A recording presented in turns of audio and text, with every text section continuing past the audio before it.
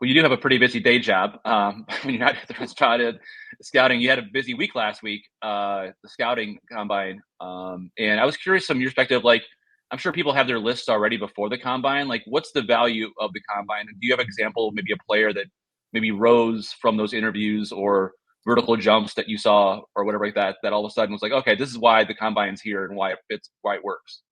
Yeah, we met the week before in St. Paul to put our our finishing touches on our final list together. But between now and Vegas, there'll be changes. There'll still be more discussions, and the combine is a big piece of that too. Not that there's going to be a big jumper that someone from the third round is going to jump into the first round, but we do a lot of work during the season and interviews. So we want high character, we want coachability, we want guys with some internal drive, and it's a long road, right? From being 17, 18 to when it's time to contribute for the Minnesota Wild. It's a long road and there's ups and downs. So we want to make sure that there's stick-to-itiveness, there's coachability, there's responses, there's resiliency. So we do a lot of work during the year, but it's one more touch point at the end of the combine, right? It's only 20 minutes, but we've done a lot of work. So we generally jump into where a discussion left off during the season, maybe with a coach, maybe with the player specifically, maybe something we saw in the playoffs that we want to talk to them about, or throughout their season. And it's always great to see, the athleticism as well, right? Who's in the early stages, who's already physically mature, where their strengths are, any deficiencies maybe in the function movement of their body. But overall, it's part of the snapshot, right? We're trying to gather as much information as we can all year long, not just in the rinks, but away from the rinks. And the combine gives us one more layer for us.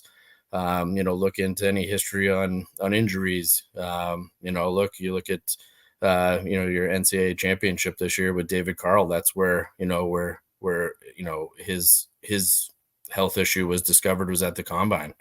As unfortunate as it is, but that's, it's one more chance for us to just pull back that layer a little further and make sure that everything under the hood is good.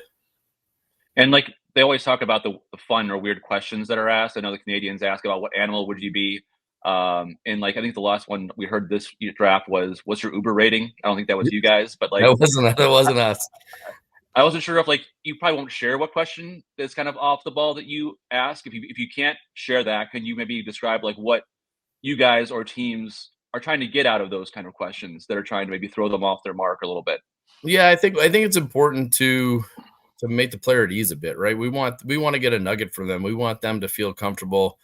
It's not the rehearsed answer that they've worked on with their agent and mom and dad all week. And all right, when I get asked, what's my greatest quality, what am I going to say? And I've said it 26 times this week. We want them to feel comfortable. So if a question like that gets them to stop for a minute, think on their own, not necessarily have a planned answer, that can help create that mood. But there's other ways to do it. Like Billy's great at it. He'll always ask guys what they're watching on Netflix, and just make a connection with them that that we can then talk about what the show is, who the characters are, and kind of ad lib from there.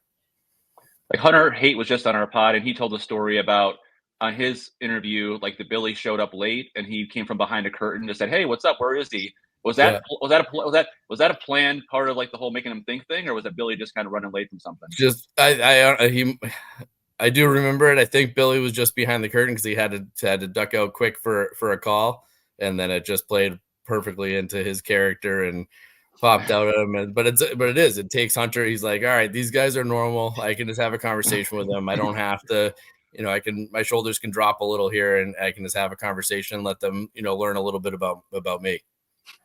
That's awesome. And I love your Twitter bio, Judd. Talent sets the floor, character sets the ceiling. Talk about that a little bit, though. Like, what are the most important characteristics for you as you're going about scouting all these players? Yeah, I mean, we're a draft and development league, right? We're not drafting players and plugging them directly into our roster. So at the end of the day, we're picking a 17, 18-year-old player and projecting outward. What can they be? What do we, where do we see them fitting in our team, not just on the ice, but in the locker room too? And, our coaching staff, is our development staff, are they going to enjoy the next couple of years working with them? Are they going to have to keep and poke and prod? And, pull stuff out and remind them that they need to touch base. We want guys that are committed to this process, and it's a journey, right? And like we said, there's going to be highs, there's going to be lows, and we're going to share them all with them, but we want to be there to pick them up and push them, along the way. So it's really important. I do, like, there is a benchmark level of skill in order to play, but I do believe that your resiliency and your character is going to be part of what defines your ability to reach your goals. Because I covered the Lightning for a long time, and I followed one of their amateur scouts like for a weekend, and went through Rink net with them. They showed me kind of like different characteristics or factors that they, every team has a different priority of which is more important, like this versus this, and like a weighted factor. And I wasn't sure if, like, in general for you guys as an organization, is it like skilled and character than this, or like, like there's like probably like a weighted in different ones. Like you have to be skilled enough to be able to be drafted, but is it like the speed the next one, or like this, size is like maybe not as maybe overrated, I guess, in certain respects? Yeah, I think the one that's hardest to define is hockey sense, and that's probably the one you can't live without, right? You have to have hockey sense. You have to be able to insert yourself into the game, play multiple positions, understand what's happening around you. So hockey sense for me is critical. It trumps everything. It generally it's what allows someone who might be smaller or slower or even less skilled to still perform, because they can just process the game at a different rate. So yes, there's a baseline to everything. There's a baseline in terms of how much skating, what's the cutoff? Where are you just too slow to possibly continue to perform? But most of these things are improvable. If you want to work on it, we've seen it. There's been guys that have made major leaps in skating. And again, that's where we go back to character, right? Are you willing to put the work in? Are you willing to, to do it when you don't feel 100%, when you're sick, when you're, still trying to make that climb to the National Hockey League? So it depends upon how much that fire burns inside you and that internal drive. And I was curious where you fall in general on that, like the whole debate of positional need in a system versus best player available, and like how you kind of weigh that each year, kind of based upon what's going on. Yeah, and in the perfect where we can find the balance. We can find someone that is the best player available and fits a positional need or a size strength need or speed need. So we're always talking about our prospect pool and maybe where it's shallow and where we can make gains in a draft. But we don't want to reach too far, so we want to make sure we're still in the range of player that we think is going to be successful. And more than need, I think it's identity, right? I think there's a culture being created. There's a way, a